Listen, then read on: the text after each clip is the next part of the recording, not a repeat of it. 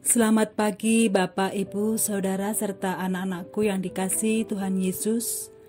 Pagi ini bersama-sama kita akan belajar dan merenungkan firman Tuhan dalam program Satu Hati. Sapaan Tuhan tiap pagi. Mari, sebelumnya kita awali dengan berdoa. Tuhan Yesus, Tuhan yang Maha Baik, kami bersyukur atas penyertaan-Mu dikala kami beristirahat, hingga kami terbangun dengan keadaan sehat, sehingga kami masih dapat menghirup segarnya udara di pagi hari. Sebelum kami melanjutkan ke aktivitas rutin kami akan mendengarkan firman-Mu dan merenungkannya.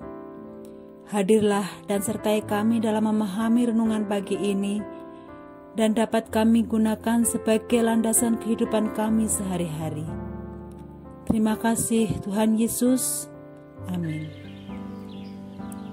Bapak, Ibu, Saudara, dan anak-anakku, tema di bulan Agustus ini adalah Kristus telah memerdekakan kita. Subtema pagi ini, tanggal 26 Agustus 2020 adalah bebas dari ketamakan. Dan bacaan firman Tuhan diambil dari Lukas 12 ayat 13 sampai dengan 15, akan dibacakan oleh jemaat pra-remaja, yaitu Kak Kesia. Silahkan Kak Kesia. Bacaan hari ini diambil dari Lukas 12 ayat 13 sampai 15. Orang kaya yang bodoh.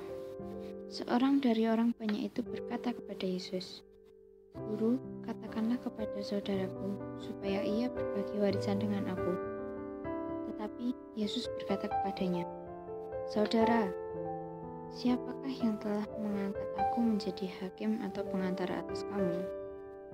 Katanya lagi kepada mereka, "Berjaga-jagalah dan waspadalah terhadap segala ketamakan. Sebab walaupun seorang berlimpah-limpah hartanya, hidupnya tidaklah tergantung daripada kekayaannya itu." Demikian firman Tuhan hari ini. Terima kasih Kak Kesia. Ada suatu cerita dari Tony Castell, demikian isi ceritanya. Pada suatu sore di musim panas di sungai Mississippi, di Amerika, ada sebuah kapal yang ditumpangi banyak orang. Tiba-tiba kapal itu menabrak batu karang yang ada di bawah permukaan air. Kapal tersebut mengalami kebocoran. Dalam sekejap, situasi di geladak kapal menjadi kalang kabut. Memang, di kapal tersebut tersedia skoci. Skoci yang tersedia hanya bisa mengangkut 1/4 dari jumlah penumpang. Sisanya, mereka menanggalkan pakaian dan terjun ke dalam air, berenang menuju daratan. Dan orang terakhir yang meninggalkan kapal naas yang sudah mulai miring itu adalah seorang pria. Ia pun turut loncat ke sungai. Namun dengan begitu cepat ia tenggelam dan matilah ia. Ketika mayatnya ditemukan, diketahui ia mengantongi banyak kepingan emas. Rupanya, ketika penumpang lain sibuk menyelamatkan diri, ia sibuk menjarah barang-barang penumpang yang adalah mereka para penambang emas. Pria itu mengumpulkan emas dalam tas yang dililitkan pada sekeliling pinggangnya, dan emas-emas itu dalam sekejap telah menyeretnya menenggelamkan ke dasar sungai. Ketamakan atau kerakusan telah menghantarkan ia ke dunia orang mati. Uang ataupun harta memang penting. Tanpa uang, kita tidak bisa hidup. Tetapi, kalau sudah mulai tergila-gila pada uang atau harta, dan mata sudah berbinar hijau jika melihat uang, maka waspadalah.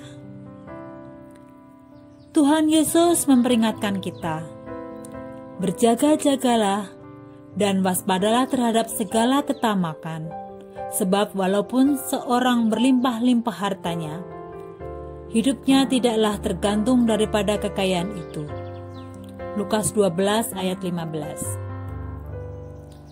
Dan dalam doa yang telah diajarkan oleh Tuhan Yesus dalam Matius 6 ayat 11 diajarkan supaya kita tidak tamak. Demikian bunyinya. Berilah kami pada hari ini makanan kami yang secukupnya.